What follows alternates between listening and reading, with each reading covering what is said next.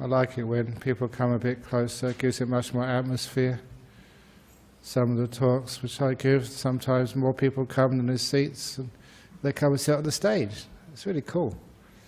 One of the last times that happened, I was in Melbourne University, and the talk was advertised on social media, so many people came up, the poor security guards couldn't cope with them. And they're coming in all entrances, sitting in the aisles and then just on the seats around me, until the professor who was supposed to introduce me, he couldn't get in. And I saw him through the glass doors. I can't get in. Introduce yourself. So that was really good fun. I like it when things go wrong, when things don't go according to plan, because that's much more interesting and much more fun than when everything is just so choreographed.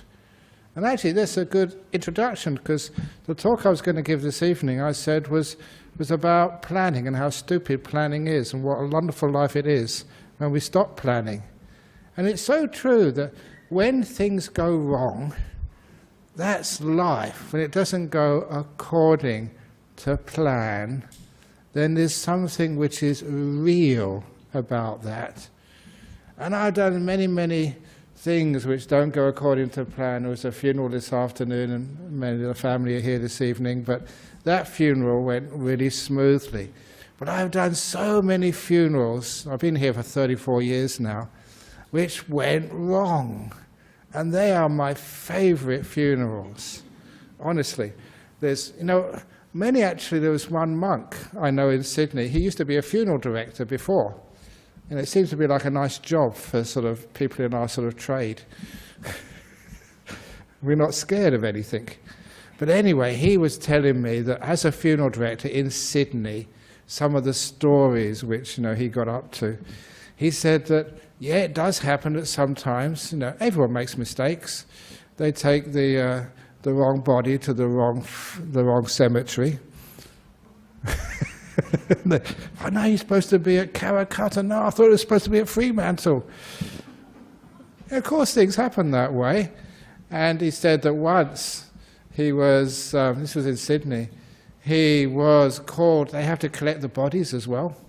I hope you don't mind anecdotes. They had to collect the bodies, and it's one of these old apartment buildings, like not the modern ones, where there was an elevator, but it was a really small elevator. And the stairs, there's no way you can get sort of like the little, it was not a coffin yet, the little trolley. They put the dead person on, so strap him in there, and just, to try and can't take him down the stairs. But even in the elevator was too small. And he was on the top story. So what to do? It'd be like some comedy show, but this was real life. Real life is much more funny than anything they can invent on the TV. So what they did, they decided, well, the only thing to do is actually just carry him down ourselves. So they forgot about the trolley. There just these two funeral directors, in black. They look pretty sort of weird already. And with the dead person in between, just holding on to him, standing. And of course, it's one of these old apartment blocks where everybody knew one another. So they knew this guy has died. So top story, I don't know, about 6 stories or something, down to the ground floor where the hearse was waiting. They were praying, please, nobody press the button halfway down. But of course, there is some law which is even the most powerful law in the whole universe, which you can rely upon. It's called Murphy's Law. If something can go wrong, it does go wrong. So the elevator stopped on the 3rd floor, halfway down. They couldn't do anything about it. And when the doors opened, there was this little old lady who had also lived in the apartment block for a long time. And you can imagine what she saw. This guy, who she knew was dead, standing between these 2 guys in black. And my friend, the funeral director, he said, we don't know how this happened, but we lost control of him, and he started falling towards the old woman. And the old woman fainted. She just dropped down. What should we do next? So they thought the only thing we can do, they grabbed on the guy again and pressed the button, and they just hoped they didn't have another customer. They ran up the stairs afterwards, and she was okay. She was a bit shocked. But you know, when it can happen, it does happen.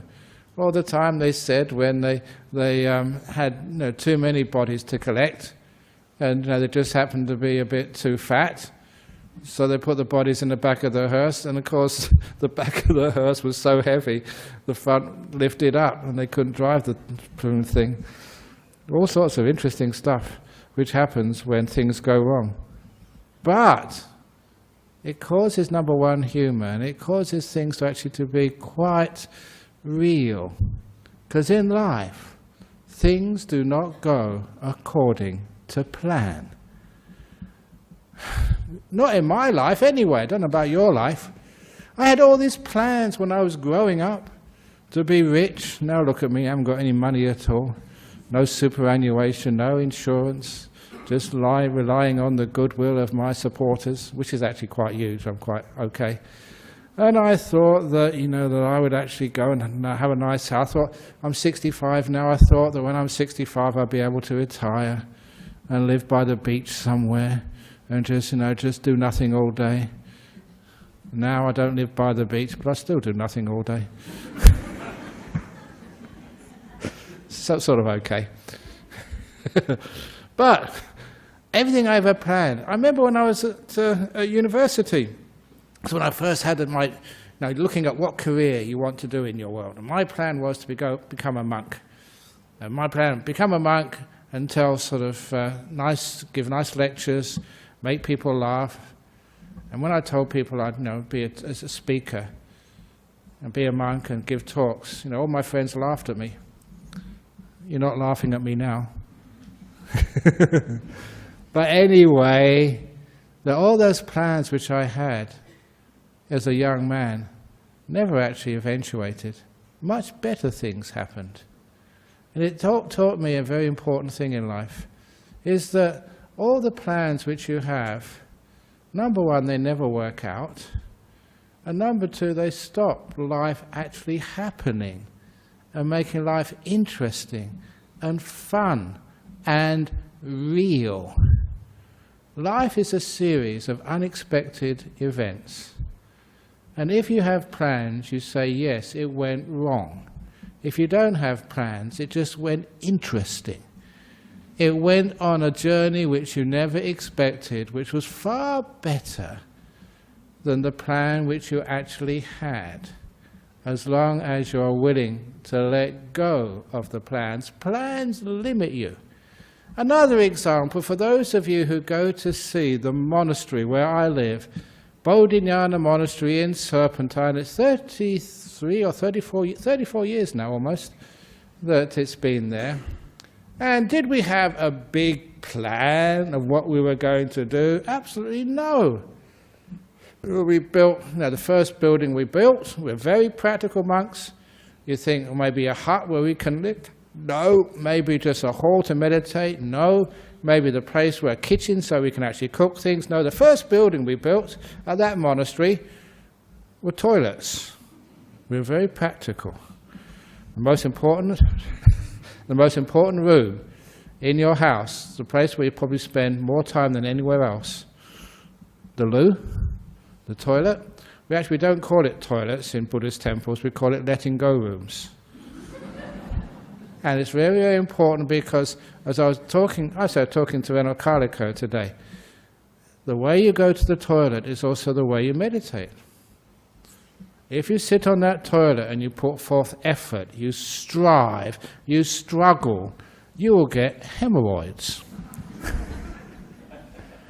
You sit down there, and what do? You relax, you're mindful, and you learn how just to let things be, relax. Don't anticipate, don't worry how much time it's going to take. Just learn to relax, and everything just flows normally. But if you're a control freak, you get piles. That's why monks, or good monks, meditators, don't get piles. But it's the same when you meditate. If you struggle and strive, you get the hemorrhoids of the mind. You get headaches.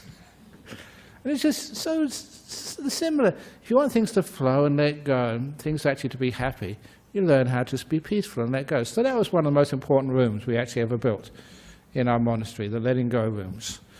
But we just did that because we needed to. And then once that gets finished, then the next thing, and then the next thing. That monastery evolved without any grand plan. And that's the most important. That's why, when you go there, it's natural. It tends to fit in. Instead of having, please excuse me, about architects or engineers, always have to do a plan before they can do anything. Usually I do the thing first of all, and I draw the plan afterwards. So it fits into the plan, but do it first, because that's nature. Even I did do a lot of building. To do a building, you've got to look at it, feel it, know which way to go next, and just to change it here and to amend it there, to let it grow, let it be sort of organic. And the way we built our monastery is the way I live my life. Never know what's going to happen next. Never planned to actually to become a monk who teaches. My goal in life was to be a hermit. Hermits. I remember there was actually one of the monks over at New Norcia told me there was a hermits conference. No one turned up. It's a joke, it's a nice joke, but that actually came from New Norcia monks. A conference of hermits and no one turned up. Anyway, back to... we have got some religious jokes every now and again. So, actually I know they've been in the news, but I really like the old Abbot Placid, because, have you ever been to that New Norcia monastery, just about 2 hours north of here? It's really old. And because we were monks, we were friends with these guys, they took us on a tour inside. Really ancient buildings. And so I asked, any ghosts in this monastery? Any ghosts there? And, it was a bit of a trick question. And the Abbot Placid, the Catholics said, no, Catholics, we don't believe in ghosts. So what about the Holy Ghost? Yeah, I caught you. We did become a good friend. I was telling the monks the other day that we try and keep out all the superstitions and rituals as much as possible, because rituals in religion, sometimes they get so boring. And because I'm well connected with the different religions, I did go to the ordination of Kate Goldsworthy. She's the first Anglican female bishop in the whole world, apparently. So she was ordained in St. George's Cathedral. I thought, this is really cool, I can support that. So I went there to St. George's Cathedral for the ordination of the first Anglican Christian female bishop in the world. That's really cool. But the ceremony wasn't cool. 2 hours. 2 hours of ceremonies. But fortunately, they put me sitting next to the Uniting Church head and also Abbot Placid, from New Norcia. We were the heretics. We were on the heretic pew. So we spent the 2 hours. I was well behaved for the first 15 or 20 minutes, but when it got boring, I started telling jokes to Abbot Placid, and he responded. He was a really funny man. Funny monk. He was an abbot as well. There must be something about abbots. You have to have a sense of humour to be able to accept this type of job. But anyway, he was very funny, so we spent over an hour and a half, and they couldn't kick us out or tell us to be quiet for misbehaving, because that's what we were like little kids misbehaving in church. But, because we're both abbots, they had to let us go. Anyway, I just remember that was really good fun. But anyway, you don't plan anything. And sometimes when ceremonies go according to plan, this is what we do, and at 7:02, this is what we do, and at 5 minutes. Have you ever been to ceremonies like that? They're so dead. You might as well get robots to actually do a ceremony like that. People sometimes ask me about, can you give a talk about Buddhism and artificial intelligence? I've never seen artificial intelligence yet. Artificial stupidity, yes. But actually, that's if they do get artificial stupidity, something which can mimic human beings. In other words, when mistakes happen, if you can get some sort of IT equipment and it makes mistakes and makes people laugh, then I think, yeah, they have this Turing test that you can actually have a computer and people can listen to it and they don't know the difference between a human being. The Ajahn Brahmavamso test is that you can have a computer and it does really stupid mistakes and people laugh. Then I think it's artificial, it's mimicking human beings. I never had a computer actually causing people to laugh yet. So artificial intelligence is a long way off. Because to mimic human beings, you have to also have artificial stupidity, which is part of life. To me, that makes life as it truly is. People being humans, making mistakes, plans going wrong. I also tell people when they pick me up from airports and they take me to this place and they take me to that place, and sometimes they get lost. I love getting lost. It's the only time I get to see parts of the city where other people don't usually take me to, the real city. When you get a plan and everybody knows the right directions, life is just so boring. But when you get lost, you find different places. Oh, there was this, just on the edge, there was this one story I remember reading in a magazine. It's an interesting story. It affects Buddhism. There was an English comedian, what's his name? I remember him in a few moments ago. He's quite famous in England, in UK, but not famous anywhere else. He never made it international fame, but he was always on the TV. And he was, my generation, a long time ago, dead something. Anyway, I'll remember it in a few moments. And he was performing in a little theatre in London somewhere. And having finished his show, he was driving back home, but there was a new one-way system in London.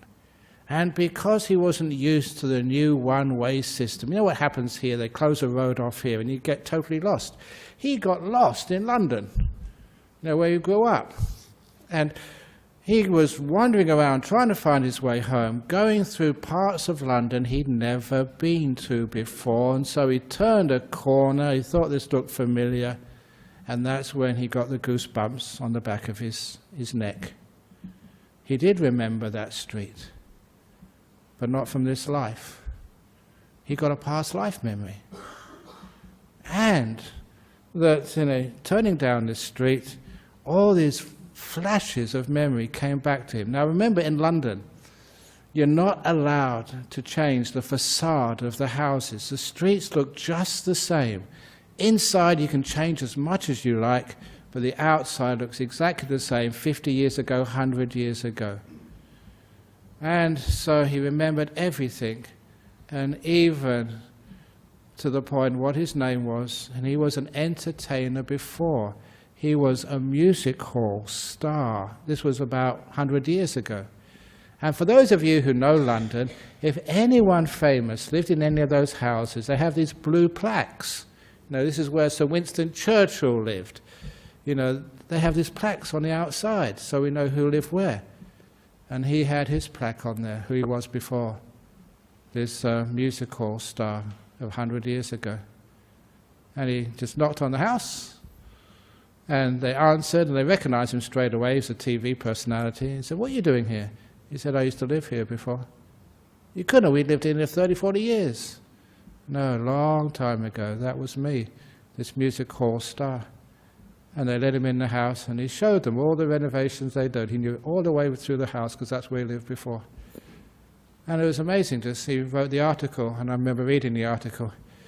And unfortunately, what happened to him, and I only found this out afterwards, it was real. Because of a mistake of getting lost, he remembered his past life. But it turned out badly for him, because he was working for the TV channel, not the BBC. They had another one, the ITV, the second channel in England in those days. And the boss of that was a very devout Catholic. And as soon as this guy started saying he could remember his past life, he was banned. He could never appear again on the ITV. That was the end of his career. It was a really great shame. But, sorry? Hudd, that's right, Roy Hudd. Roy Hudd. And what was the name of this music hall star? I forget what, but it's basically the most famous music hall star before.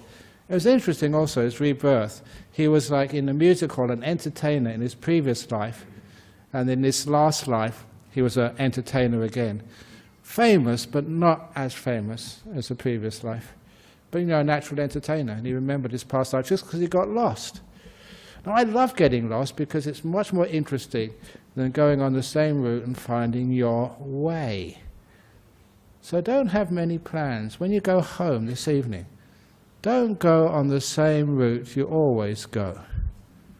Get lost.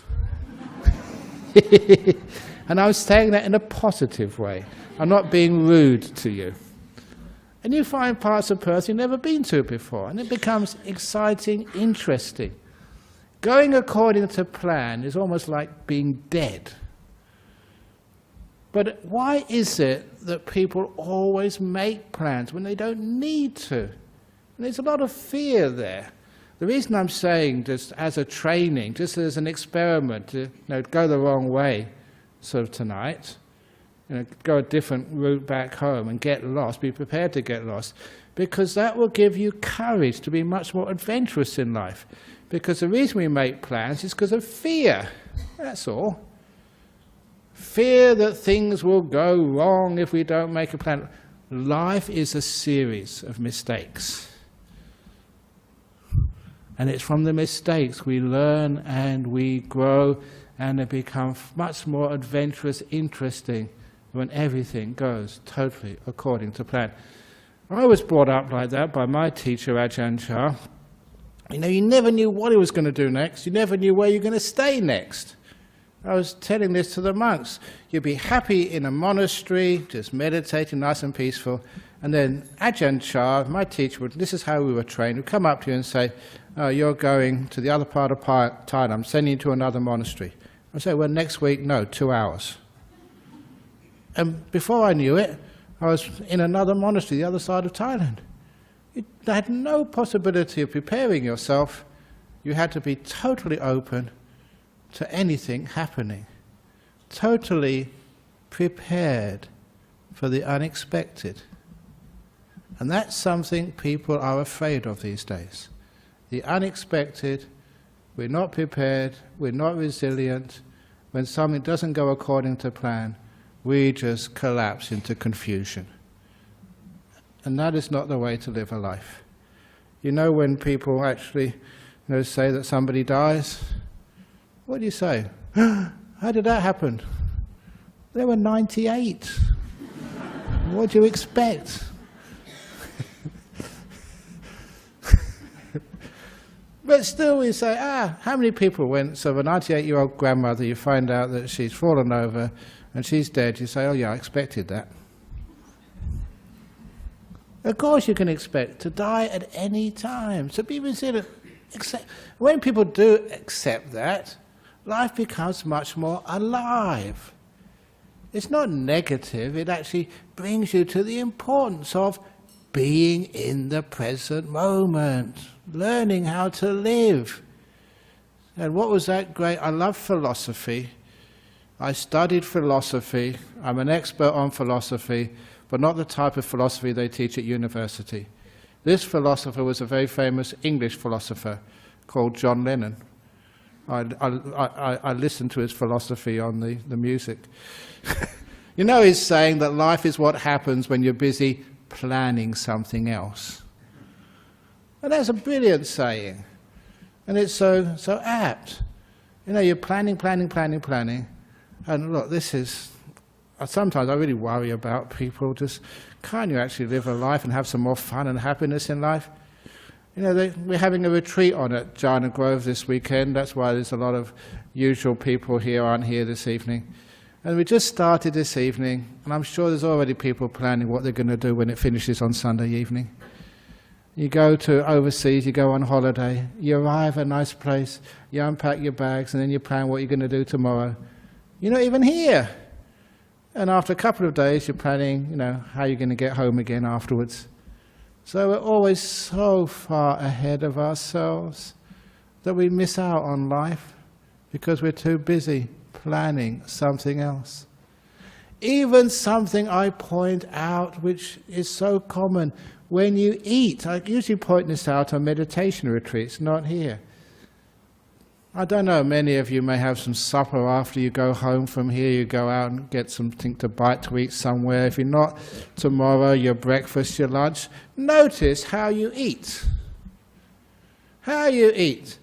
You've usually got a morsel of food in your mouth, chewing it. And you've got, if you eat with a spoon, say, Chinese style, or with chopsticks, you've got another morsel of food in the chopsticks, next in line. And you've got another one piled up on your plate, which is third, and you're looking at what you're going to have afterwards. You're usually at least 2 or 3 morsels of food ahead of yourself. Check it out next time you eat. Why can't we just be aware of the food we're eating right now, which is in our mouth, and forget about what we're going to eat next? If you're not paying attention to what you're eating now, you're not enjoying it. And also, you're not digesting it properly. It's one of the reasons for indigestion. Because to digest food, you've got to enjoy it. For the saliva to come out of your mouth, it's got to be tasty. And if you're not paying attention to what you're eating right now, the saliva doesn't come out, which means you don't digest it. That's one of my big problems. My digestion is so good, I don't eat very much, but I get so much out of it, which is why I put on weight. Because I don't eat much. But my digestion is so good. Every little ounce of carbohydrates gets digested and it comes in here. For you guys, most of it comes out the other end. Lucky things. But anyway, if you're going to have a good digestion, enjoy your food, one morsel of food at a time. And enjoy it, chew it, get all the taste out of it. Then swallow it, and then decide what you're going to eat next. Doesn't that make sense? But it just shows the nature of human beings. We're always ahead of ourselves, planning what we're going to do next, instead of enjoying what we're doing now. This is a long weekend, apparently, over here in Perth. It's called Labour Day. I don't know why they call it Labour Day when no one does any labour. It's a holiday. It should be a no labour day, or maybe a liberal day, or maybe if that party wins, maybe One Nation Day next year. Anyway, we'll forget about that. Monks aren't supposed to be political. But anyhow, Green Day. Okay. But anyway, we have a whole weekend, 3 days. What are you going to do? Have you planned it all out already? If you have, please scrap those plans. Otherwise you can't enjoy it. How about waking up tomorrow morning, not knowing what you're going to do? Not knowing where you're going to go? Totally free. Otherwise it's just like going to work again. Where you have to go here, be here at a certain time, do that at a certain time. Can't you learn how to relax? Why do you have to have so many plans? Are you afraid of relaxation? And just see what happens. I often mention that time when I was a young monk, just wandering the streets, well, not the streets, the roads of Thailand, having no destination, no plans. Beautiful time of a monk's life. Oh, I can really recommend it. It was just, we called it Tudong in Thailand. Charaka is the right word in Sri Lanka. Just wandering. Everything you owned you had on your back. You didn't need very much. You knew that you get some rice and something the next day when in any village you went to, people would feed you. Not much, but enough to keep going. You sleep anywhere, in the paddy fields, I always used to like sleeping in the charnel grounds where they would actually cremate people. Because no villager would ever bother you there. They were always afraid of the ghosts. Ghosts were my protectors and friends. Always liked ghosts. So anyway, actually I'll just tell the ghost story. I like rambling on because I don't plan these talks, and it proves I don't plan these talks. That today we're at Karakata Cemetery, and I was telling this monk today as we were walking back from the funeral, from the ceremony, we went past the offices at Karakata Cemetery, and they are really haunted, those offices. Many people have told me this, but this was one of the people who came here. She was a Burmese girl. She was into IT, and she got the contract to upgrade the IT system for the Perth Cemeteries Board, and that was their head office in Karakata. And being Burmese and being terrified of ghosts because of all the stories she'd heard growing up, that she was a bit hesitant to accept the contract because she'd have to work in the offices at Karakata Cemetery. That's the main cemetery here in Perth, for those of you listening overseas. She was really hesitant, but she decided it was just too much money for her to refuse. But she decided she'd always go there late, so she was never the first person in the office. And she'd always go home early, so she was never the last person in the office. She didn't want to be in that spooky office by herself. But of course, her plans went wrong.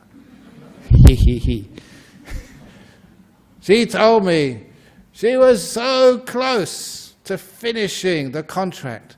It was a Friday afternoon, only maybe an hour, and she would be totally finished when the last person left the office for the weekend. She had the choice. Should she chance her luck and stay, or go home early and have to come again on Monday? What would you do? She decided to chance her luck. Bad decision.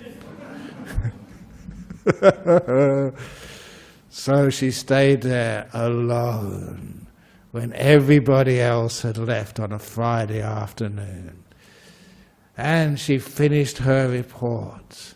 Nothing had gone wrong. All she needed to do now was to print out that report, 50 or 60 pages.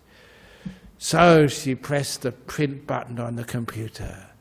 And as you do, she walked over to the printer to check the printing was coming out right. All the pages coming out perfectly.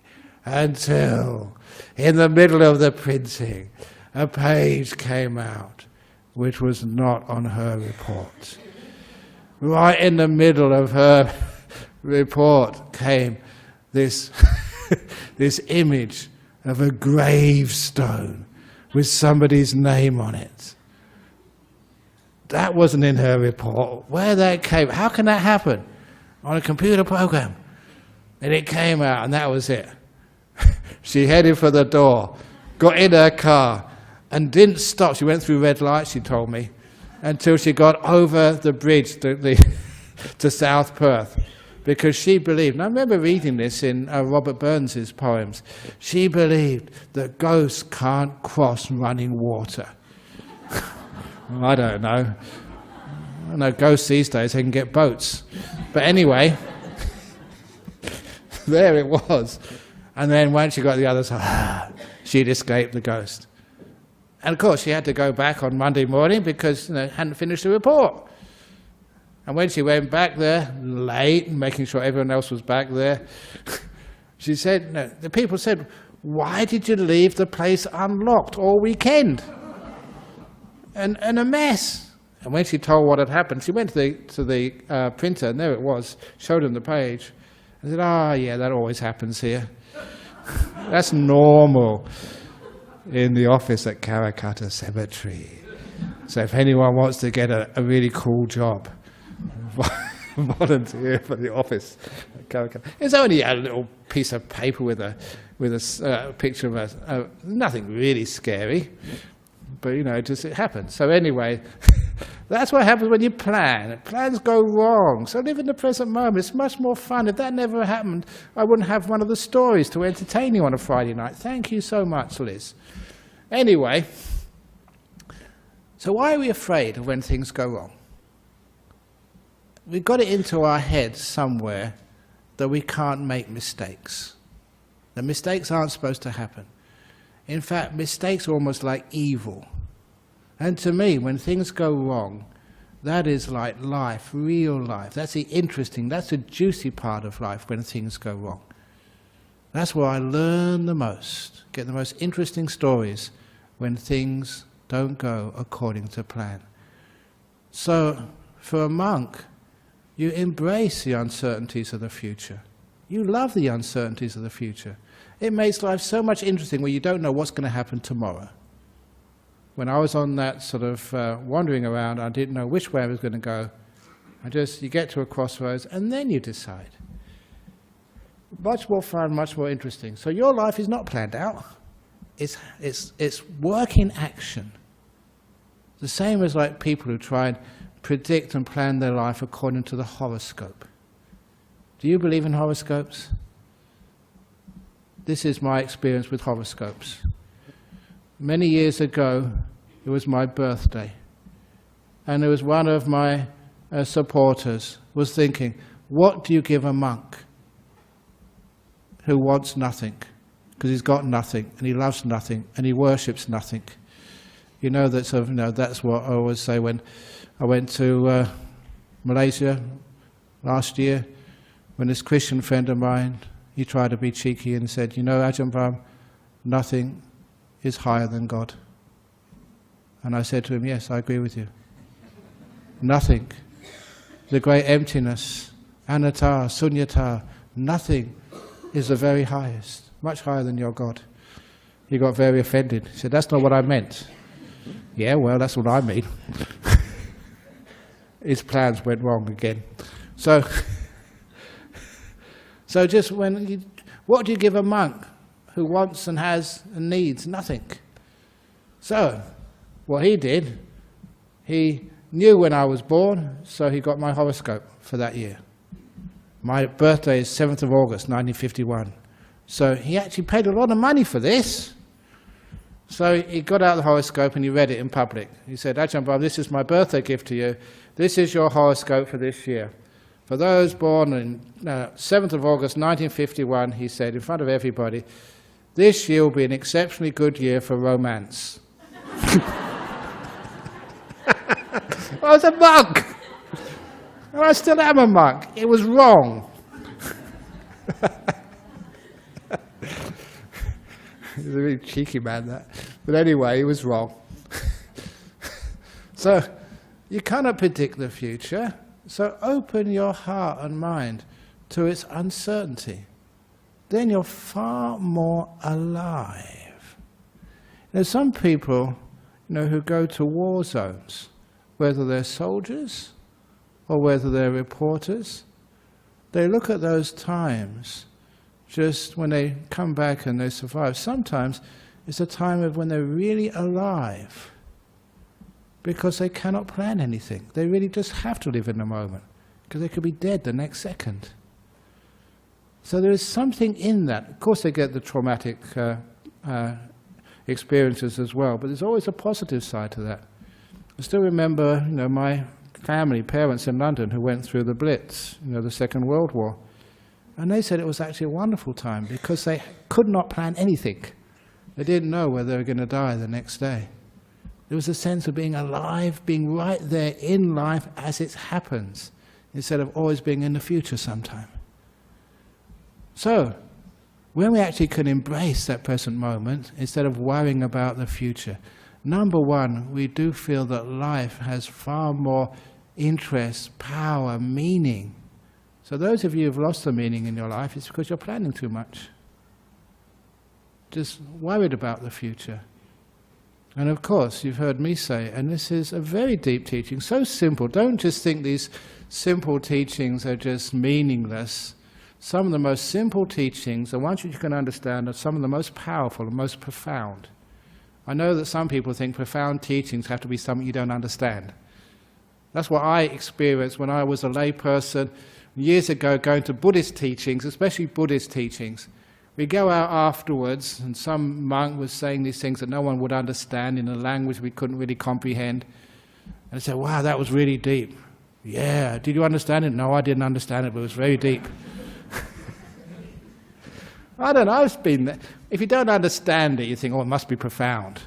No, it's usually gobbledygook and nonsense. But this deep teaching is, right now is where your future is being made. This moment is the only moment you have to do anything about your future. This moment is where you're creating the future. So I noticed that a long time ago. If you're planning, you're actually destroying your future, damaging it, by not preparing for it in the only place you can prepare, which is right now. So look, quite honestly, when I give a talk, even this talk, I was joking, the monk asked me, "Are we going to give a talk about planning?" He said, "You're going to plan this talk this evening?" "No, I'm not going to plan to talk about planning, otherwise I'm a total hypocrite." So this is a total unplanned talk about planning. That's one of, I hope there's none of these officers here know, one of the people I hate most of all, I don't really hate, but just think, when you're really wasting your time in the council, and in the government, the planning officers. You've got all these rules and regulations. And sometimes, yeah, you've got to have some rules and regulations, but do they really fit? Sometimes, you just one size fits all, plans and regulations for everybody, without any ability to amend it here and amend it there, and just to interpret it and just give exceptions. Well, all plans should have so many exceptions to them, because you've got to sort of look at a piece of land if you're going to build something and see what works, instead of see what the regulations say. And so that's the way we like building our monastery. Just the plans, just you've got to put them in there, but just don't really give them too much importance. I'm going to get into trouble for that with our local councils. But it's actually what really works. So the best way to prepare for the future is actually right now, learning how to be peaceful. How's the best way you can prepare for going back to work on Tuesday? For those of you on the long weekend. I don't get long weekends. I just have to work all, I know that the government over here is talking about stopping penalty rates. It'd be great if I had penalty rates to begin with, so they could be stopped. They give me the same amount of food whether I work on weekends or not. Anyhow, there we go. The best way to prepare for Tuesday is learning how to live today properly. Enjoy it. Be with your friends. Don't worry about the future. If you worry about the future, you're destroying the present, and you're also destroying the future as well. By that worry makes you tense, depressed, anxious, all these problems of modern life. OCD, depression, anxiety, and goes the next thing to cancers and heart disease and stuff like that. Why? Because you worry too much, spending too much time planning the future, instead of just letting the future evolve. Putting your attention right now, having a beautiful, relaxing, peaceful, fun time right now is the best thing you can possibly do for the future. I learned that when I was even a student. I had big exams. What's the best way to prepare for an exam? If it's coming up the next day, this evening, relax. Have a good dinner, maybe watch a movie, if that's what you like. Have a nice early night's sleep, relax, get up in the morning. For goodness sake, don't sort of swat the night before. About 2 years ago, 3 years ago, that's what I said when I was invited to Carmel School. There's a Jewish school here in Perth. I'm well connected to all this. Just because I'm a Buddhist doesn't mean I only hang out with Buddhists. I hang out with anybody. And not that I'm desperate, but I just like to... I just like to make contacts. So anyway, I was invited to Jewish school. So the year 12s, that's just, pre-university, and that's what I taught them. And I got this letter. Do I still have it? And probably not. I throw these things away. I don't keep anything. From the principal of Carmel School. Thank you so much, Ajahn Brahm, because that year they got the top school in the whole West Australia. And the principal said, probably because of you. Because I taught the year 12s how to do exams. Night before, don't worry, don't plan, relax. You've got to prepare for the future by living in the present. And it's the same with Buddhists. They often ask me this, how can you die well? Live well. This is actually how you prepare for dying, by living, by being in this moment. In this moment, right now, you can't plan to say to the person you love, tomorrow I'm going to really tell her, and I really love her, I care for her. Oh, for goodness sake, don't get caught in that. Today is the only time you can tell someone how much you care for them. Because I was reminded of that today at the funeral. I mentioned the story of my father. At his funeral, that's something I regretted at the time. I was only 16. I never really learned the importance of the present moment, to tell my father how much I cared and loved him and respected him. Because that wasn't a thing which you did as a 16-year-old in London in those days. And you regretted that. So that really taught me something, that if you want to say something, say it now. That's nice things, not rotten things, okay? If you didn't like this talk, say it tomorrow. But if it's something kind and lovely, wonderful, do it right now. Don't plan it. Just say it. You know what happens when you plan it? This is or you're going to tell somebody off. You plan it. This is what I'm going to say. I'm going to say this and say that. How many times does that go wrong? Because it doesn't work according to your plans. Life never works according to plans. So for me, the plans, you got to do them, but I try not to stick to them as much as I possibly can. That's how I was taught. Ajahn Chah was always just totally unpredictable, never knew what he was going to do next. That's why he was a wonderful person to live with, when it's totally unpredictable. Because he was teaching me what life was like. You never know what's going to turn up next. And so be prepared for it. To be open enough to the future that you're not scared of it. Noticing whatever happens, you can deal with. Whatever happens. There's always something you can do. If it goes wrong, great, that's learning. That is, that's dog poo. Dog poo for your mango tree when it goes wrong. When everything goes right, beautiful, wonderful time to live. So you can enjoy your time. But if you are attached to your plans, also as well as doing funerals, I do marriages as well. And I tell people, please, for goodness sake, don't plan your future together. Do you do that? If you do, all your plans will go wrong. All your dreams will become nightmares when you plan. You've got to evolve, you've got to grow together. Does a tree plan, when it shoots forth, how many flowers it's going to, how many branches and where its branches are going to go and how much fruit it's going to give and what birds can nest in it and what birds can't?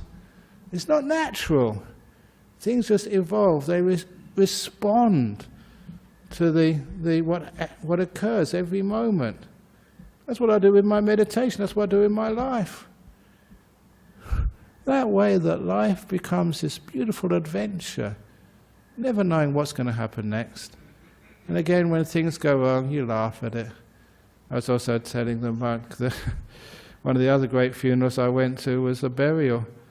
When it was a Chinese burial, and the family, they were just so respectful of their father. They got the most expensive coffin they could possibly get, with the most adornments on the outside. And in fact, it was so big and so much stuff was on the outside, handles and knobs and goodness knows what else, that when they lowered it into the grave, it got stuck halfway. It got jammed. And I remember the funeral directors, they were trying to pull it out, they couldn't pull it out, they couldn't lower it, it was halfway down and wouldn't move. And so I was doing the chanting, Buddhist chanting, which we do at these things, to actually, and usually I just 5 minutes and it's finished. But I had to keep on chanting and chanting and chanting and chanting. It was about half an hour until they managed to dislodge the damn thing. Get it down. I remember, that was a really great funeral, that one. So I love funerals because they're very interesting, and sometimes when things go wrong. The old joke, but this actually happened once. This was at Guildford Cemetery. About I'll tell you the joke first of all, and it's a really bad pun, about the funeral director who couldn't find the gravesite. He lost the plot. That actually happened once. In Guildford Cemetery, we're wandering around there, and the poor old funeral director, which way do we go now? Because I was at the front. The mourners at the back couldn't hear what we were doing, because they would get very upset and ask for their money back or something. But they were wandering around, and I finally saw somebody was waving at us a long way, the other side of the cemetery, over here, over there. That's beautiful, that's life. Or what was the other famous, I'm going to finish off in a moment. The other famous one, where was at Steve's funeral, where it was in the open crematorium over in Fremantle. So, and again, they made their own, you can make your own coffin, you don't have to buy one. You know, it has to be a certain size.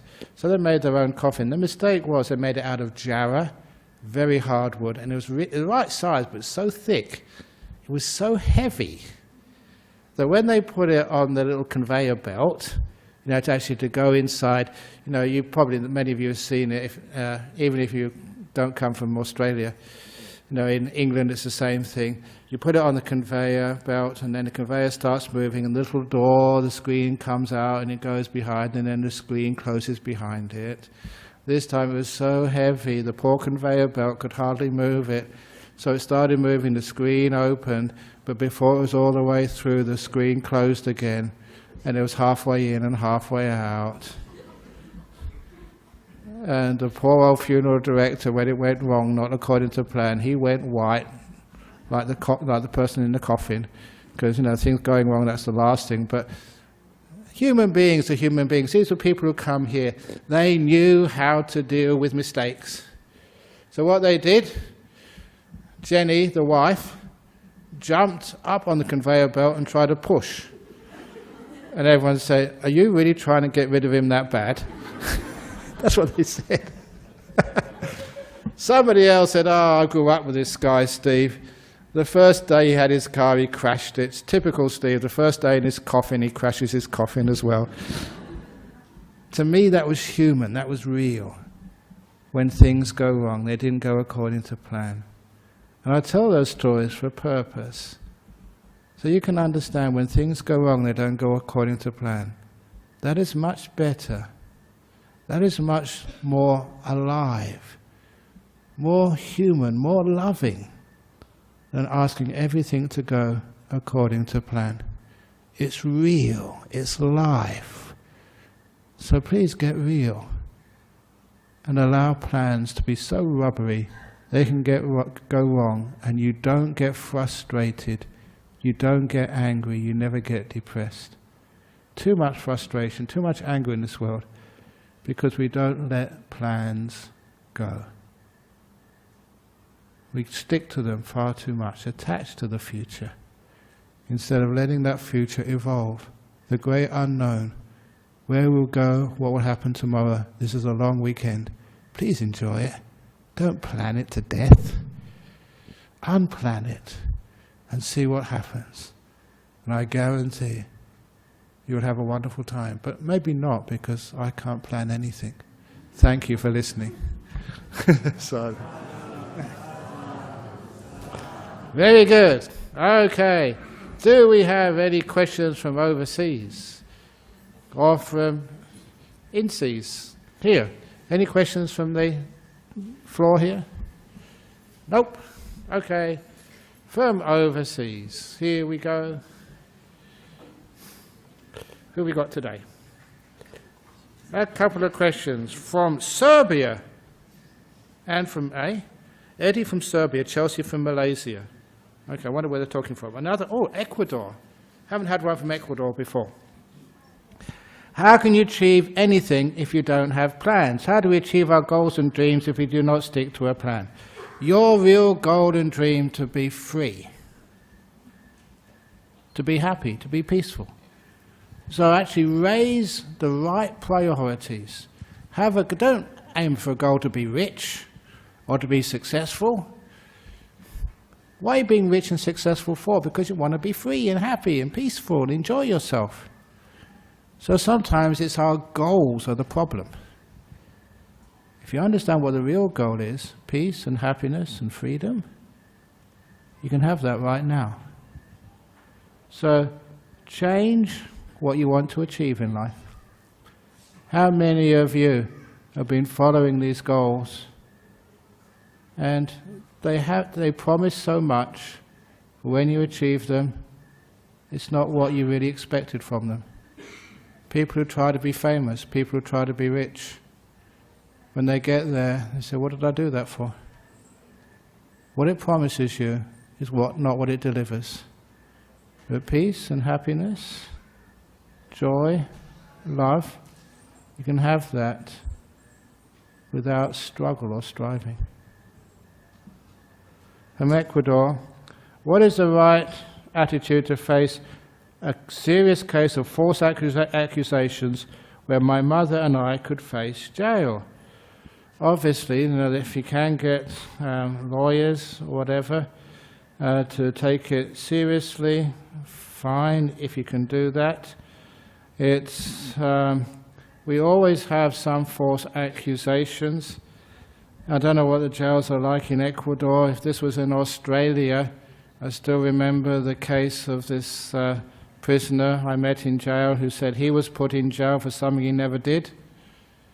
And he said, I know other prisoners might say that to you, but I'm being really honest with you. I trust you, I respect you, I wouldn't lie to you, Ajahn Brahm. I didn't do that robbery for which I'm in jail for. Straight away I thought, I'm going to help this guy. I've got contacts. And then when I was thinking who I would call as soon as I got back to my monastery, he smiled at me and said, but Ajahn Brahm, there were so many other robberies where I wasn't caught. I guess this is fair. Now sometimes, from Ecuador, sometimes it may be a false accusation, which means you may have to go to jail. You didn't do that. But are there other things which you have done where you weren't caught? Sometimes the way that karma works out is very strange. And you don't know all the things. If you can get a lawyer to get out of that, it'd be wonderful. So sometimes we do get accused. There's some really bad and cruel people out there. So the best way of dealing with that, to avoid cruel people, is try and be as kind as you possibly can, as good as you possibly can, so that people, they look at you and say, false accusations, not that person, not that mother, they're just too good. It just doesn't wash because of your good conduct and your friendship and your kindness and your goodness over the years. So when that's happened to me before, I am a good monk. But was it? I mean, some of you may remember this. There was, on a Friday night, somebody put stickers on all the cars parking here saying, do not believe that Ajahn Brahm. They actually put my lay name, Peter Betts. What did I actually say? That he's an adulterer, he slept with my wife or something. And they put, they didn't actually say any names or anything, they just put the stickers on the cars. And so, I didn't see it until afterwards when people came up. So the next Friday I said, here's the sticker. And say, even the Buddha got accused of things like this and he never did anything. So I'm very proud that they put me up there just... I said, look, investigate it, find out. And it's because of my good reputation and openness, no one ever took it seriously. So, false accusations, they will come to every one of you, sooner or later in your life. And the only way to protect yourself from false accusations, number one, is expect them. And if you can have a strong enough goodness and kindness, they say that can't be true. Because you might be able to say, well, prove it, there's no evidence, but still, as they always say in Australia, the mud sticks. If you have an accusation against you, well, you can't prove you weren't there and didn't do it, so you can't put you in jail, but still the slight on your character can stick. And the only way to overcome that is have a really, really strong, good character. So you say, no, you wouldn't do things like that. And that counts for a lot. But anyway, false accusations, sometimes we put ourselves in a situation where we can be falsely accused, because we weren't careful enough with our dealings. One of the things you see with the monks over here, we try never to be, because one of the biggest accusations against a monk is like sex, because we're celibate. So we never put ourselves, with just another person alone. We see that with like the child sex abuse. It's part of our rules. We're never just alone with a kid. And we're never alone with a woman. There's always somebody else around, a witness, who can actually stick up for us, because how else, you're in a room, you're just talking to a woman, talking about her problems, and no one knows what goes on in there. So you always try to be with somebody else to actually protect what we call the suspicions of the malicious. So that's actually part of our monastic rules. So that, we can't be sort of accused, because there's always a witness there, someone sees what's going on. So anyway, the right attitude to face, obviously, if you can do something about it, please do so. If there's nothing you can do, there must be some karma there from the past. So sometimes, and even going to jail, it's not the end of the world. I don't know what the jails are like in Ecuador. But, I know many people have been to jail, and they come out afterwards, and they're good people afterwards. Well, we got one monk who was in jail before, and he said if he hadn't been to jail, he would never have met the monks. He wouldn't be a monk now. And so good on him. So anyway, that's the best we can actually answer there. Any other questions from the floor here? I know sometimes the questions from overseas, I may not have really got your point, and sometimes I do really apologize overseas. I've only got 2 lines here of a question. I'll try my very best. You've got a question over there. Yes, thank you for the talk. Mark, just a question about, so it's fine not to have a plan. What's the best way to make a decision in the moment? The best way to make a decision in the moment is not to be afraid of the decision. I was going to say this, but I think I said this last week. It doesn't really matter whether you turn left or turn right in life. What really does matter is what you do after you turn left, what you do after you turn right. You make the decision work. You're not worried about what decision it is. Too many people agonize, should I do this, should I do that? And they get so sort of tired, exhausted, waste so much time. Instead of just make the decision, just do it. Left or right, doesn't really matter, because I've noticed in my life, what really matters is what I do once I've made the decision. That's why I put the effort and energy, not making the decision, but after I made the decision to make sure I put my energy, effort to make it work. So you start a business, you decide to get married to someone or get divorced or move over to Sydney or something. It doesn't really matter, living in Perth, living in Sydney. What really matters is if you decide to stay in Perth, make it work. And don't keep thinking, oh, I should have gone to Sydney, why did I do that? That is the most stupid thing to do. You're here now, make it work. Does that make sense? Okie dokie. So, no more questions. So now let's pay respects to Buddha, Dharma, Sangha, and then you can all go home. Maybe, but remember to please get lost on the way home. Who knows what you might find. By the way, that music hall star, his name was Dan Leno, D-A-N-L-E-N-O. If anyone knows that particular time of history of entertainment in the UK, he was probably the most famous music hall entertainer ever, Dan Leno. And he got reborn as Roy Hudd.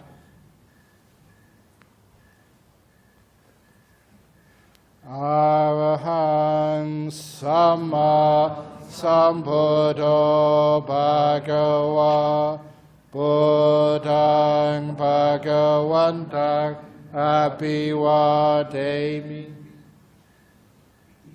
Suwakato Bhagavata Dhammo Dhammang Namasami Supatipano Bhagavato Sāvaka Sangho Sanghang Namami.